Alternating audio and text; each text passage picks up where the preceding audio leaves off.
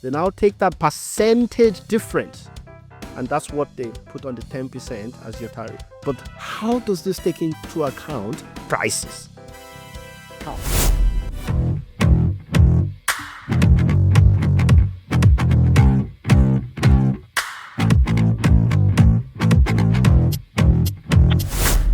The way the tariffs have been calculated, have you seen it?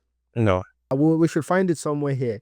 And if you check, I saw someone on Twitter that said if you actually ask ChatGPT, Grok AI, Meta AI, and all these AI agents, they basically give you the same answer. And in all the lectures that I've taken, all the programs and courses that I've done on international trade, I've never seen tariffs being calculated using the percentage difference between your trade balance. So they basically calculate, are we in a deficit or a surplus with this country?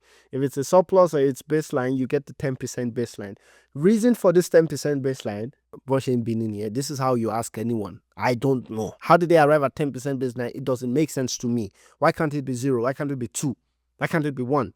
The 10%, I have no idea. But if you go on all this AI and ask, how do you set tariffs against countries? They will say, oh, 10% baseline is always usually reasonable, blah, blah. I don't know how they fed this AI to be able to bring out that kind of rubbish. Now, on top of that, they're now saying, well, the countries where we find deficits will simply take the percentage gap and bam, that's the tariff. I've never, in any classroom, at least theoretically, I've never seen a tariff being calculated this way, right? If you look at tariffs, you have to do all your analysis of elasticity of demand, elasticity of supply, and set the price such that you are in a good equilibrium, right? And that price difference. So basically, you would say a product is coming from China. There's an American product. The one coming from China is currently at $15. The one produced in the US is at $20, right? Yeah. If we want to make sure that this tariff works effectively, we have to now add something on the $15 to put it at 21, 25, whatever you think the elasticity is. Maybe if you put it at 21,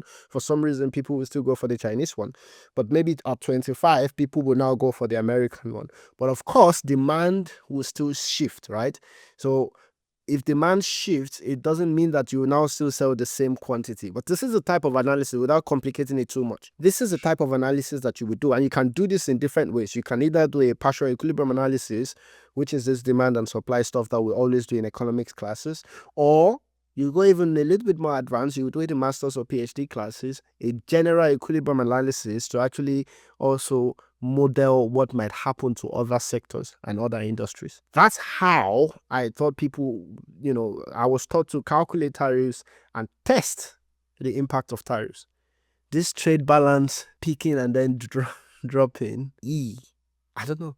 I don't know where it's coming from. Do you think it's not accurate, or like you think, oh, it's definitely accurate, but it's just bull that they came about it? It's bullshit. They cannot be accurate. Okay, this is what they're doing with trade balance. They look at all the goods that the US exports, right? And all the goods that the US import. The share of export over import. And you know if you are in a deficit or a surplus.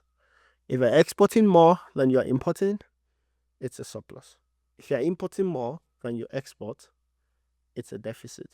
They now take that percentage difference, and that's what they put on the 10% as your tariff. But how does this take into account prices? How? I mean, it has a direct indirect effect on prices because you actually take the actual value, but some products are just more expensive. You might have this deficit or imbalance or surplus simply because we export jets, super expensive, and we buy rice, maybe not as expensive. Do you know what I mean? Yeah.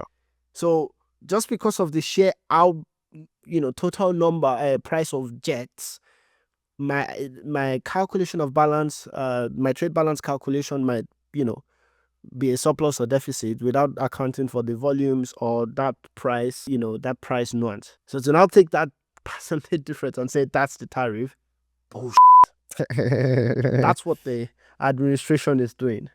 The administration is doing that, and all the agentic AIs out there are in support.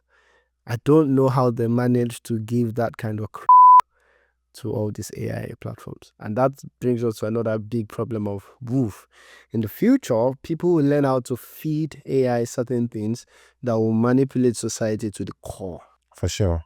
It's going to be bad. Yeah, and they will be censoring. I mean, I see, because I follow a lot of AI pages also, that they are censoring a lot of these AIs. Like, people who have been with it like for so long, they are claiming, oh, now you can't do this, now you can't. So the list of things you can actually do is getting reduced by the day. As I'm a third party, but if I will be sitting in front of the US Congress or to Americans at the moment, I would go back to intentions, right? If you believe that your president have good intentions with regards to these tariffs, or at least intentions that you can align with, then you should be thinking about how you can participate in this new world in the favor of your country.